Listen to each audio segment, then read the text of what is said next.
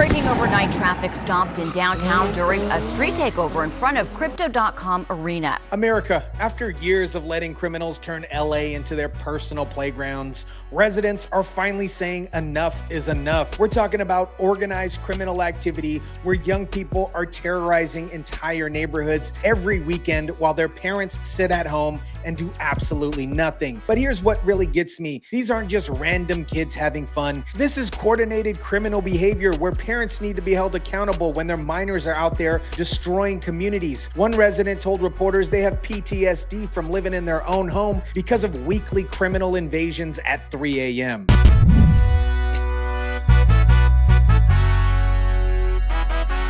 I'm very sensitive to noise, so obviously I got to go check out what it was, and then hearing the loud explosions and realizing that's fireworks, yeah, just those non-stop cars coming in and out, more people started gathering. What is up, guys? Tyson Dela Cruz here. Thank you so much for rocking with me. It's time that we have an honest conversation about who's really behind these street takeovers and why the parents should be paying the price for their kids terrorizing neighborhoods. Let me keep it real with you. What's actually happening here? We've got young people running wild in the streets every weekend, turning downtown LA into war zones. And where are their parents? Where are their parents? Nowhere to be found. Nowhere. Here we go again. Engines revving, vehicles spinning, rubber burning, fireworks exploding.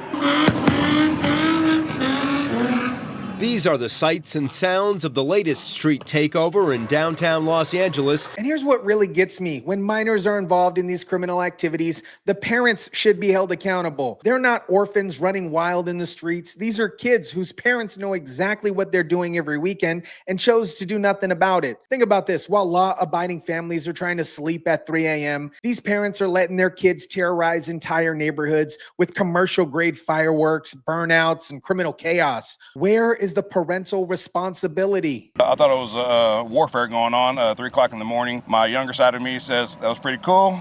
My more mature side of me says pretty dangerous. I thought a war was going on at 3 o'clock in the morning. That's what these parents are allowing their children to do to American communities. Look at what these kids are doing while their parents are sitting at home doing nothing. We're talking about noise complaints. We're talking about organized criminal activity that's destroying businesses and terrorizing families. You're looking at the aftermath of a street takeover that spiraled into looting. Sneakers and merchandise litter the ground, surrounded by torn boxes and shattered glass.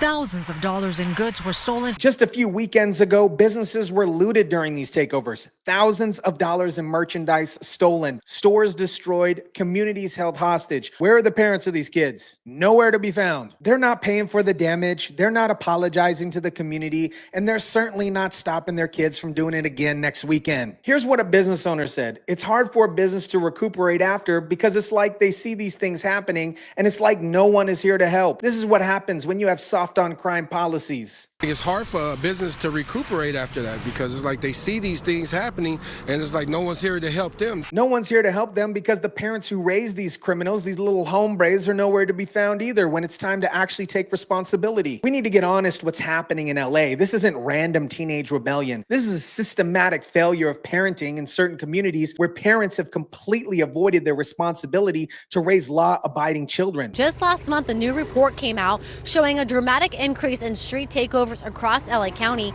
especially in the 2nd District. That involves communities like North Hollywood, Studio City, Sun Valley, Van Nuys, and Toluca Lake.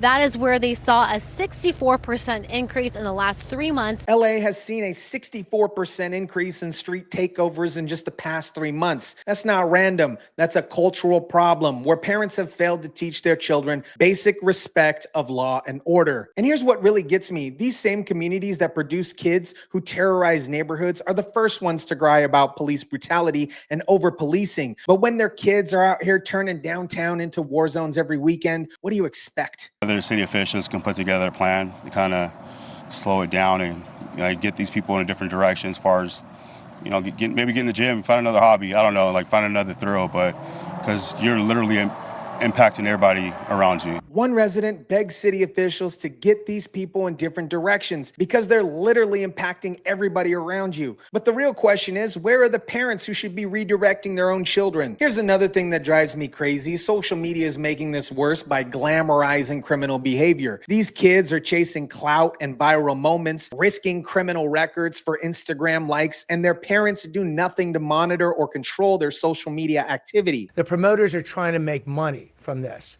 The drivers are often trying to make money or improve their street cred in the community.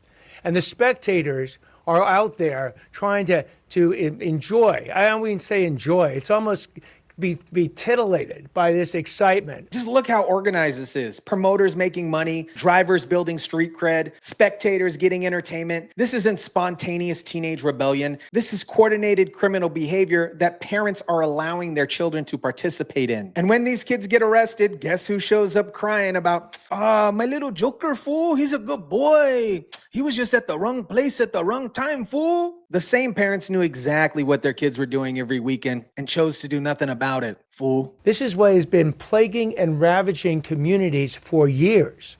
And what you're going to hear with the two cases I'm about to describe and the law enforcement that stands next to me is that we have said enough is enough. Finally, we have a DA in Nathan Hochman who understands that this criminal behavior has been plaguing and ravaging communities for years. But here's what really needs to happen next. We need parental accountability laws. I would ask the Board of Supervisors to keep ratcheting up the penalties. So the second time you get convicted once, maybe you went through a diversion program, it didn't work. Now you're back for the second illegal street takeover. That penalty shouldn't be $1,000. It should be $2,500. Hochman wants to escalate penalties to $2,500 for the second offense, $5,000 and jail time for the third offense. That's good, but honestly, not good enough. We need to go after the parents as well. When a minor, little homie or essay is caught at these takeovers, the parents should face the same penalties. Make them pay fines, make them do jail time, make them pay for community damages that their kids caused. Watch how quickly these criminals find something else to do on Saturday nights when their parents are facing some real consequences. If you think that you can sort of hide behind the social media and that you can promote these activities over and over again and make money from it, we're not only going to come after you, we're going to put you in prison as well. And for the social media promoters, Holcomb's got the right idea. We're going to put you in prison. But again, we need to hold the parents accountable when their kids are promoting these criminal events online. America, the parents should be held accountable. We've been treating the symptoms instead of the disease. The disease is the parents who raise kids who terrorize neighborhoods and face zero consequences for their failures. These aren't random acts of teenage rebellion. This is organized criminal behavior by young people whose parents know exactly what they're doing and chose to do nothing about it. When residents are developing PTSD from living in their own houses, when businesses are getting looted during these criminal invasions, when entire neighborhoods are being held hostage every single weekend, that, my friends, is a parental failure. The solution, in my opinion, is simple. Make these parents pay financial penalties, criminal charges, civil liability for community damage. When parents start facing real consequences for raising little homies and essay terrorists, watch how quickly this problem disappears. Nathan Hochman is a good start, but we need to go further. We need parental accountability laws that make it clear. If you raise little fools that terrorize neighborhoods, you're going to pay the price right alongside them. It's time we had an honest conversation about who's really behind these criminal takeovers and why the parents need to be held accountable as well. Let me know what you think about this. Drop it down in the comments section down below. Smash the like button if you kindly would. Share, subscribe, and as always, guys, I'll catch you on the next one.